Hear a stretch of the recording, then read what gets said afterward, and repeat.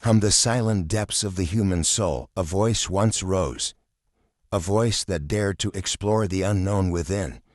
Carl Gustav Jung was that voice, a visionary who looked into the abyss of the psyche and saw not madness but meaning. He believed that within every human being lives a divine spark, a consciousness vast enough to mirror the cosmos itself. His ideas were not only theories, they were revelations. Jung discovered that the human soul is not isolated, it is a network, a living organism of shared memories, symbols, and dreams.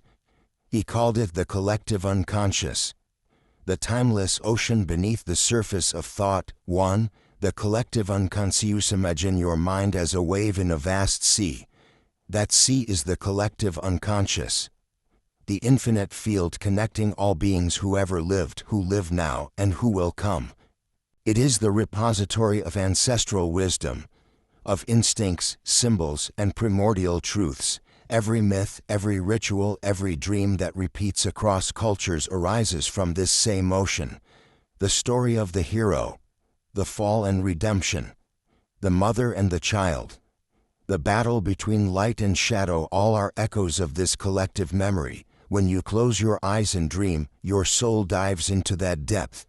You are not only dreaming your personal life, you are dreaming the history of humanity. You become part of a sacred dialogue between the conscious and the infinite. The collective unconscious is the source of all creativity, intuition, and transcendence. It whispers through intuition, through art, through symbols that move you without reason. Every image that stirs emotion is a doorway to the collective mind. To awaken to this awareness is to realize that we are threads of the same cosmic fabric. The infinite is not beyond the stars. It lives in the pattern of your thoughts, in the rhythm of your heartbeat, in the stories humanity keeps telling again and again. 2. The archetypes. Within this collective ocean move the eternal patterns of existence. The archetypes. They are not characters, they are living energies. They shape how you love, fight, dream, and fear. The hero represents your courage to face the unknown. The shadow embodies your denied desires and hidden fears. The wise old man guides you toward knowledge when logic fails. The great mother nurtures and destroys. She gives life and takes it away, reminding you that creation and death are two halves of one heartbeat. And then there is the self, the center where all opposites unite. These archetypes live within every story, film, religion, and emotion. They are the architecture of human experience. When you recognize an archetype moving through you, you gain the power of awareness. You cease to be a puppet of fate and become the author of your destiny. Each archetype is a mirror of the infinite intelligence expressing itself through human form. The same divine energy that shapes galaxies also shapes your personality, your desires, your fears. The gods of mythology are not external beings. They are inner forces speaking through symbolic language. When you understand them, you reclaim your inner pantheon. 3. The shadow. But light can only exist when it knows darkness. The shadow is that dark twin we all carry. It hides everything we deny. Anger, jealousy, shame, trauma, instinct.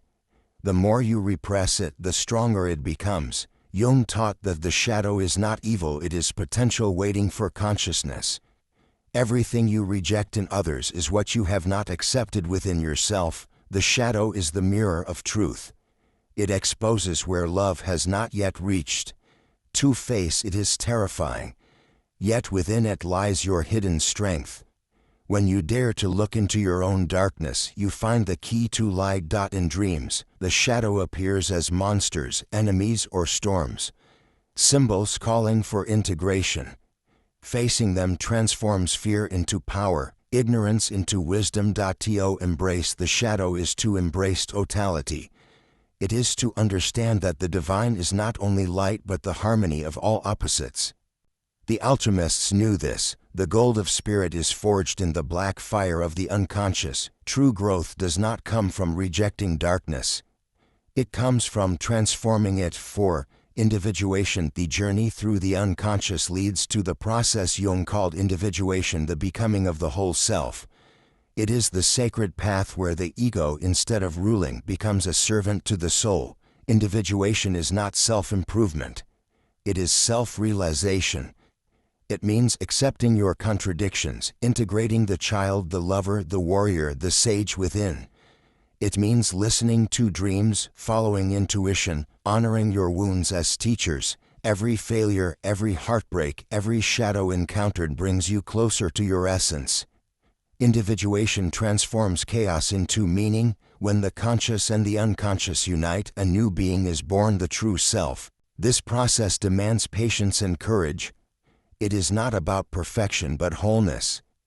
The one who individuates becomes free from social masks, free from false identities, and begins to live from inner truth. At that moment you no longer ask, "Who should I be?"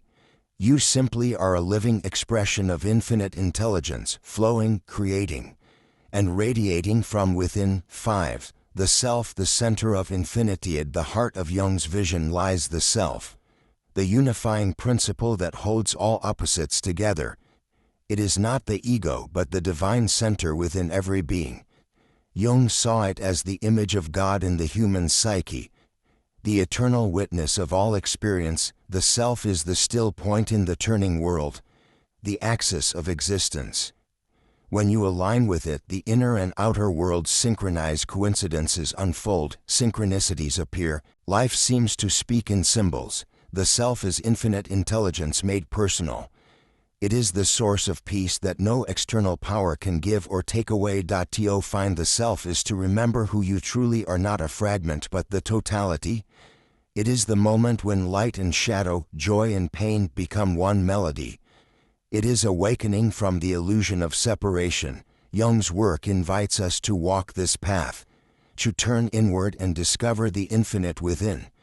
For the greatest mystery of existence is not hidden in the stars but in the depths of the soul. When you look within and see both your light and your darkness, when you accept them as one, you become whole.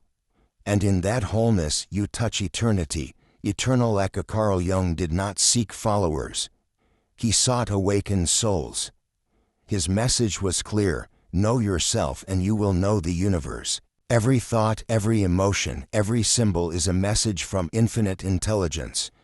When you silence the noise of the world, the divine speaks through your intuition. The path is not outside. It is within. The gods you seek are parts of your own consciousness waiting to be remembered. You are not a drop in the ocean. You are the ocean in a drop. And when you meet your true self, when the inner and outer unite in silence, you realize that the infinite was never distant. It was always you.